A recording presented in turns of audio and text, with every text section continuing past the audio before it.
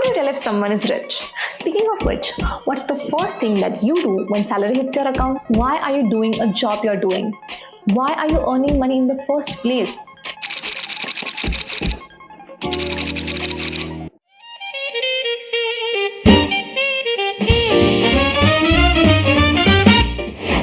Hey guys, I'm Shweta and welcome back to my channel.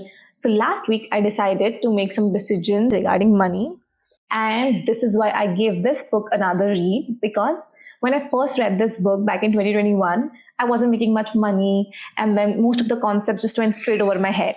So last week I picked it up again just to see if I understood the psychology of money, and guess what? I've been doing all the things that the author has warned against. So here are some insights from the book The Psychology of Money by Morgan Housel that might help you to manage your money a little smarter than you did before. So let's go. How do you tell if someone is rich? हम normally क्या करते हैं? We look at their clothes, कौन से brand के हैं? We look at their phones, कितना महंगा है? We look at their cars, कितनी बड़ी and कितनी expensive है?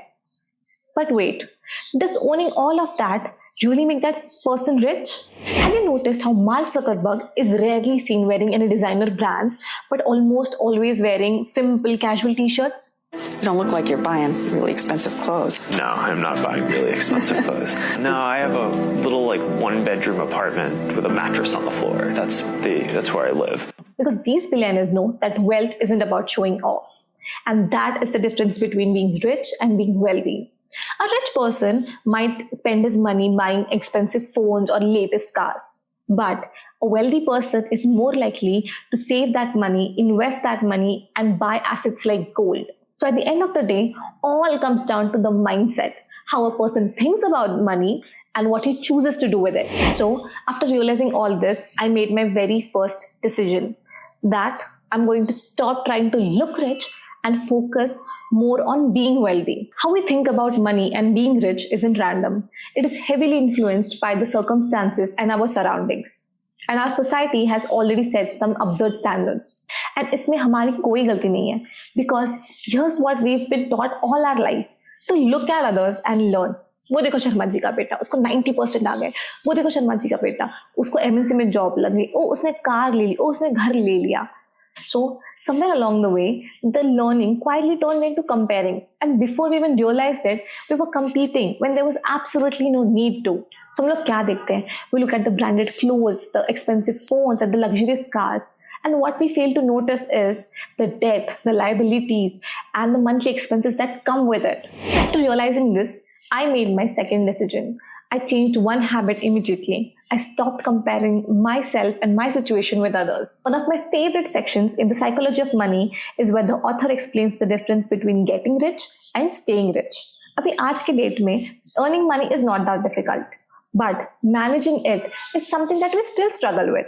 And here's a crazy fact that Morgan mentions in the book. Over 40% of people who went bankrupt were once considered wealthy. Let's look at some real-life billionaires who earned in crores and still went bankrupt. Not because they didn't have enough money, but they didn't know how to manage it. Vijay Mallya is a classic example of how bad decisions can sink even the biggest empires. Lavish spending, aggressive expansion, and heavy borrowing turned a successful liquor business into a cautionary tale. It wasn't lack of money that brought things down.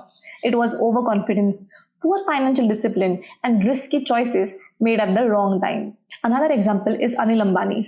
Anil Ambani's journey is a powerful reminder that wealth can disappear as quickly as it's created.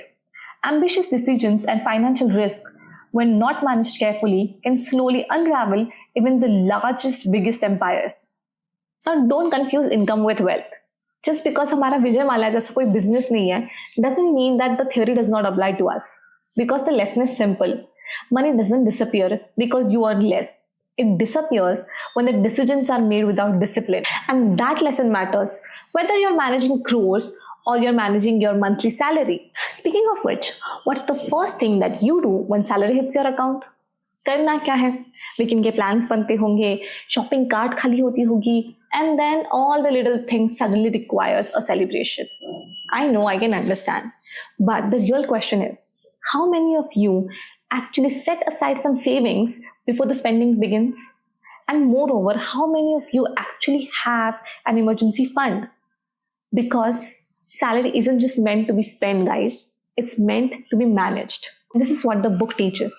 Morgan Housel emphasizes that financial success is about surviving the bad days and not maximizing the good ones. And here is where I learned my fourth lesson. So I decided to keep an emergency fund. Because anything can happen. Life is unpredictable. Jobs can disappear, markets can crash, health issues can show up uninvited. So it's always important that you have some savings from your income saved as an emergency fund. The next concept from this book isn't something new. This is something that we all have done in our childhood. Do you remember when you were a little kid and how apki nani, dadi, mom, dad used to give you coins to put in a piggy bank? And how months later, when you finally opened it, you had thousands of rupees? Now, why I shared this with you is, it's sad because somewhere along the way, we all forgot this and stopped practicing it. And this is exactly what the author mentions in the book. He emphasizes on investing for long terms, even though it sounds boring. ये concept अभी आपको शायद इतना ना पसंद आए because you don't get to see the instant results and you have to wait for decades till you get to enjoy your savings.